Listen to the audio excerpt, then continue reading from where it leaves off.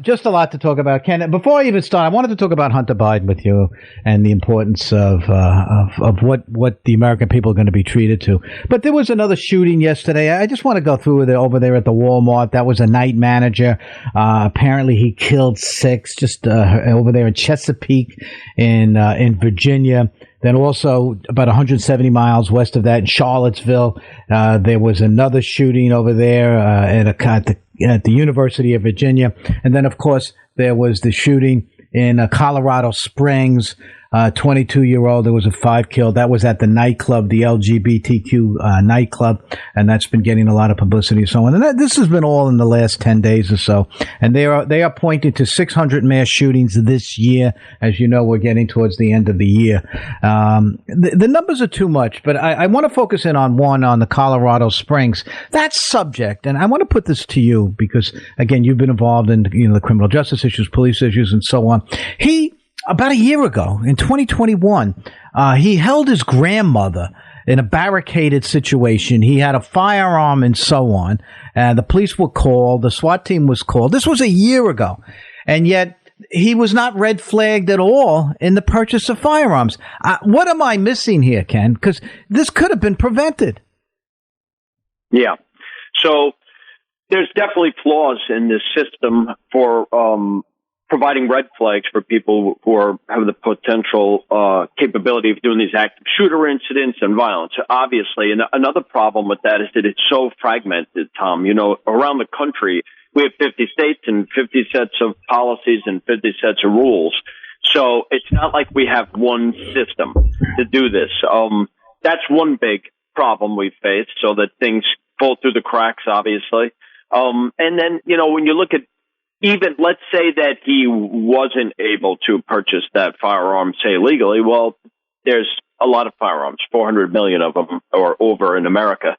So it's that in itself, it's like a broken record. Every time one of these happens, and we've had 3 in the last 2 weeks, you hear the same things, right? You hear people who want to defend the Second Amendment, and then you hear people on the left say we need more gun control, which I think we need to do both. But the problem is I think that the issue I have is that they look at the gun control as an answer for this, and it's not.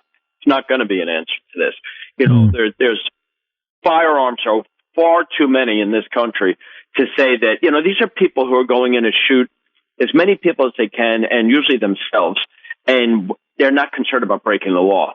So I think that it's not something to be considered. I think we need some common sense gun control laws to be revised, as far as we've talked about this, maybe someone under 21 and buying assault rifles, things that everybody can get behind or should. But that's not, I fear that people are relying on that as a cure-all for this, and it's not. I know what we're looking to do is mitigate. These are never going away, unfortunately, entirely. But we want to mitigate, and I think that the mental health piece to it, and highlighting these people and dealing with that, trying to prevent these before they happen, is probably the most important thing to focus on right now. Yeah, if you go to a legitimate gun owner, you can go to any gun store anywhere in the country right now, and you have your customers there and your gun store proprietors and so on. And if you ask them about background checks, expanded background checks, checking into the background, the mental health, prior police records, prior mental health records, they'll all say yes. Because the legitimate gun owner in this country, and there are so many, they're there for sporting purposes, self-defense purposes, employment purposes, security guards, and so on. These are legitimate gun owners. They're not the problem. We know they're not the problem. It almost seems to me that the system is the problem. We're not connecting the dots. Again, going back to the Colorado Springs shooter last weekend, he walked in there. He had this gun. They had TV film footage of him a year ago holding as a hostage taker. I mean, how upfront, transparent can you get? and still he was not red flagged. And I'm just, again, this is a frustrating conversation we have right now. I know there's no real answers to this other than the fact that there's got to be a connect the dots program. And you and I both spoke about this before. Nicholas Cruz was a perfect example. He walked into the Marjorie Stoneman Douglas High School on Valentine's Day a couple of years ago and shot 19 people. He couldn't have been more red flagged. So yes, we can have expanded background checks and so on, but even the current laws as they exist could at least identify what I'm absolutely shocked in this case is that this guy was a celebrity because he held his grandmother hostage and had the SWAT team there and everything. And yet he goes and he buys this gun and commits this horrific crime at that nightclub. It's a frustrating conversation, but do you think there's anything using your intelligence background and so on with criminal intel and so on? How do we connect the dots better or we're never going to be able to? Right. Well, there's a couple challenges there. First of all is the actual mechanism of doing it. Yeah, there's flaws. And it's very easy to say, all right, we want red flag laws. Now you have to do it. And it's a lot of information coming from a lot of different sources and to be accurate. The other side of it is I remember investigating threats as a detective in criminal intelligence, and we would go to the hospital and try and get information for about an individual who we believe had been committed right here in Stony Brook, and they would not share that information with us. Detectives, and we're like, we have concerns over this individual. So that there's privacy laws. That's another obstacle to get around, and every state has their own policies. It's a very fragmented system. And another thing I would add is, again, of course, we should have red flag a mechanism in our country so that if somebody shouldn't be able to legally purchase a firearm, we should know that and prevent that from happening, of course. And that's something that obviously needs improvement. One thing I'd say is when you look at these statistics, you mentioned 600, and there's different criteria used. And just to be clear, people, when they're thinking, let's use the term instead of mass shooting, active shooter, right? That's what we're thinking about when we hear about the incident in Colorado and what we heard about last night at Walmart. But that mass shooting number is four more people being shot, right? Now, that's not, some of those are gang incidents. And I'll tell you this, you go through those 600 mass shootings, vast majority are illegal weapons.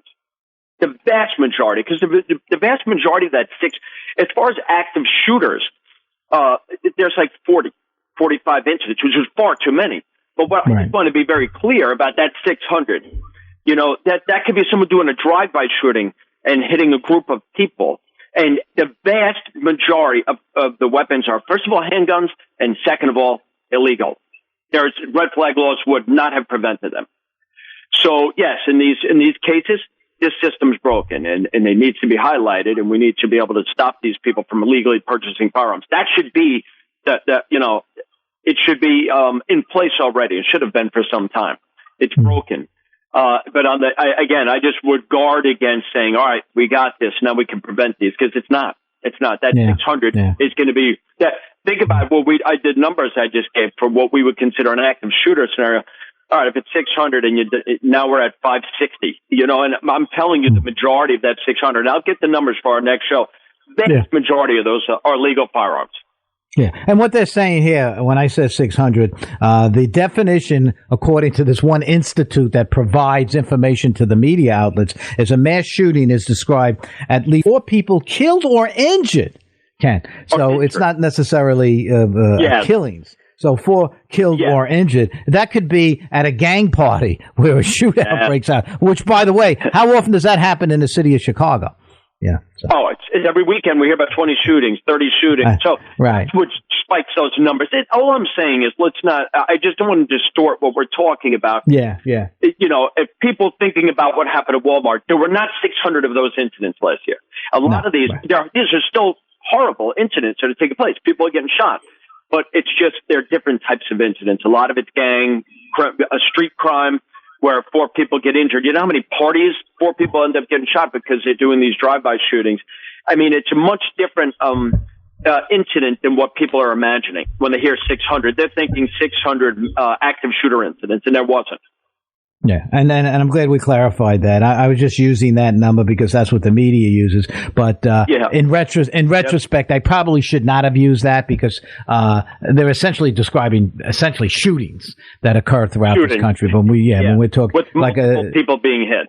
Exactly. And certainly what we had in Colorado Springs, if it wasn't for that war veteran who took the guy down while he was in the club itself, it could have been a lot worse. And a true hero. Yeah. I saw him interviewed on the news, and he just took action and was able to stop. Well, let's go back to what we're going to be treated in this country. We're going to have these. I used the phrase yesterday, the dueling banjos, or the dueling investigations that are taking place right now. Merrick Garland, right after Trump announced, said, "Well, we're appointing a special prosecutor, and we're going to investigate now." It's all going to come under one umbrella. The special prosecutor. What happened in the Atlanta, Georgia phone call during the 2020 election? What's happening to his square footage over there at his apartment, and what Letitia James will put that under this. We'll talk about the Mar-a-Lago raid. Is he supposed to be in possession of these documents? All of what they talked about during January 6th, we'll put that under the umbrella. It's almost like, here we go again. And then you have the Republicans, the incoming Republicans, saying, well, we got our select committee, Representative Coomer and Representative Jim Jordan will be heading up, respectively, the Oversight Committee, Judiciary Committee. We're going to go after Hunter Biden. We've already subpoenaed his bank records. We're going to sit back. We're going to get the popcorn, and we're going to watch the right and the left do this. Is there credibility? Is there a place for this? Or is this just the way it is in government right now? And we'll get more specifics with the Hunter Biden thing, because I'm fascinated by that case. What do you think?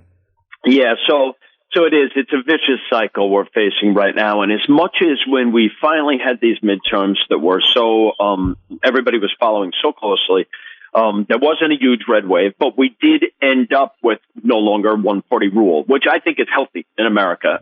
Especially, that's usually what happens. The opposite party will take control of at least one house. So we have that.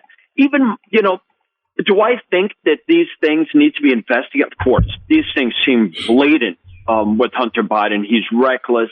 I don't think it's going to take much of an investigation if someone has the will to really look into these incidents. But at the same time, after the midterms, oh my God, I feel the same way, Tom. It's like, can we just focus on the problems of the country for 5 minutes? I know these things have to be investigated. There's no way around it. I mean, how do you let this slide when you see this, all of the information that seems really damning that were found on the laptop? And by the way, they made it very clear. These are not Hunter Biden investigations. This is an investigation they're launching into President Biden and because of his business dealings potentially with his son Hunter and his business associates. So this is an investigation into the president. How do you can't just bypass that and say, you know what, let's just move forward and ignore this, because I think it's significant. I can't imagine that any financial audit, any federal investigator has the will to look into this. That if Joe Biden in any way was benefiting financially from Hunter Biden's business dealings, they're going to be able to figure that out very easily. It's not going to take long. It just takes the will to do that. So I think it's something that should be looked into. And look, if that's the case, that it's not true, great. It needs to be determined. But I agree with you that we're in this cycle where, I saw a statement by the White House, the midterms are freshly over and all the Republicans want to do is investigate the president. They don't want to work with him. Well, they didn't want to work with Trump either. It goes both ways. We witnessed that. How many impeachments and investigations did we see? Now they have control of the House, the Republicans, and they want to look into some things. But it seems like the one thing we're not focusing on is the real problems of this country. Yeah, and that's what I think a lot of people fear. But going back to the investigation I'm interested in is to see how a person like Hunter Biden, who has a lot of problems, we have a lot of Americans in this country that are drug addicted, and certainly Hunter Biden needed the help and should get the help that he needed. But at the same time, utilizing his name over the years to make deals with that utility company associated with the Communist Party in China, what he did in the Ukraine, there is his business partner, Tony Bobulinski, who has said, why is nobody listening to me? This was over the last few years. He said even the FBI investigated, went to see him. He gave a statement, and then he never heard from them again. He's now very happy that this is going to take place. So I ask you this. Should the Republicans investigate Hunter Biden in spite of the inflation rate that Thanksgiving dinner tomorrow is going to cost 28% more than it did a year ago? 55 million Americans are out on the roads right now visiting, and yet it's costing them another 30% in fuel costs and so on. Everything's more expensive. But where should we put that in terms of our level of priority? I know I'm interested. I'd like to see it happen. But at the same time, I'd like to see people stretch their paychecks a little bit more. Your thoughts? Yeah, so I agree with you. I think it has to happen, as painful as this ongoing investigations have been. I think it has to happen, but it can't be all we're talking about. You know, they have a committee. It's going to be dedicated to investigating this. But in the meantime, we need to work on the economy.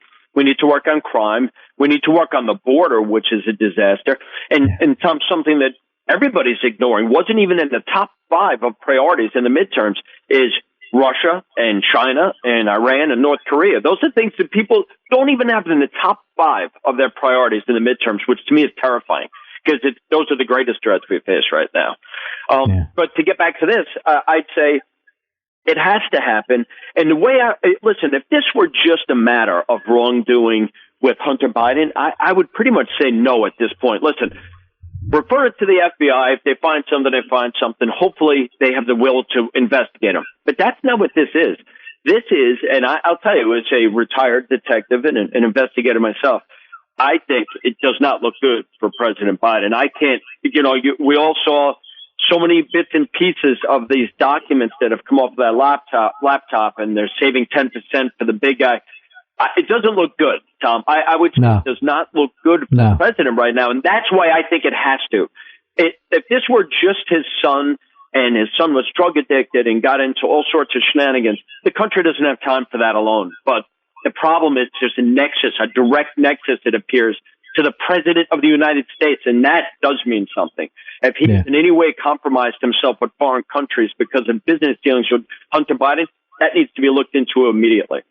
Yeah, and that's exactly what his business partner. I know I keep bringing him up, but I've seen him interviewed, on the so-called right news media, right side broadcasting network, Newsmax, Fox News, and I'm talking about Tony Bobulinski, his business partner. But I'll have to say, he's a Navy veteran.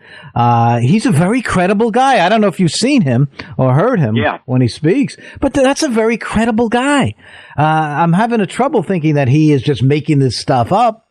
I'm sure he was owed a lot of money that they didn't pay him, and they utilized, I guess, his expertise. So he is more than willing. You mentioned the FBI, and you and I have high beliefs. The FBI, again, great law enforcement organization, but if one looks at their past history, recent past history, it doesn't look like they're following through. And Tony Bobulinski, be the first one to tell you. He said, I was interviewed by them, but they said, we'll get back to you, and they never did. I worry about that. Are they working now for a Justice Department under Merrick Garland, who, as far as I'm concerned, is about as partisan as it can get? Do you remember the days when we had attorney generals that, okay, we'll investigate this and we'll do it on a partisan basis the way it should be? It's just not happening that way now. Ken? No, it's not. It's that part is another thing that I think a development over the last few years we've all seen that I think is scary, because that is the final line in justice in the United States, right? Our premier law enforcement agency. And again, work with so many of them, even recently. Professionals, and they're there to do the right thing. But I think that there's a small cadre of people in Washington at the higher levels that are partisan.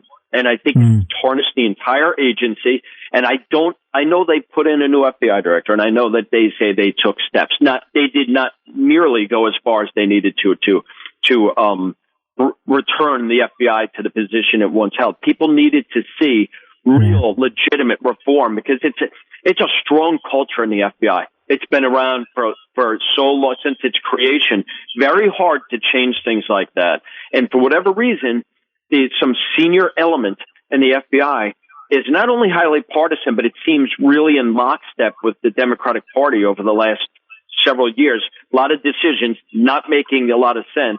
Even had an FBI official charged for the Russia hoax with President Trump. These are things that I think they did not aggressively enough address. So the America says, all right, they fixed that. Let's move forward. You know, we need our FBI. We need them to be there for this. And hopefully that happens soon. Yeah, we got about 40 seconds left. I think about what's happening in other countries around the world. We saw American citizen Brittany Griner now being sent off into an old Soviet-style gulag. We're seeing what's happening to the women in Tehran being thrown into jail, sexually assaulted, beaten, and killed because they exposed their hair. What should Americans feel about Thanksgiving?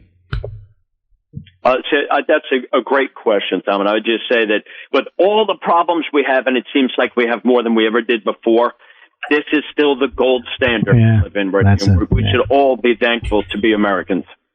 Yeah, and we look at what is happening around the country, and I thank God that we have in America the way we do right now. Even with our differences, we're all united on that. Thank you so much, Ken. Ken, you have a great holiday weekend, Thanksgiving, and we'll talk to you again next week.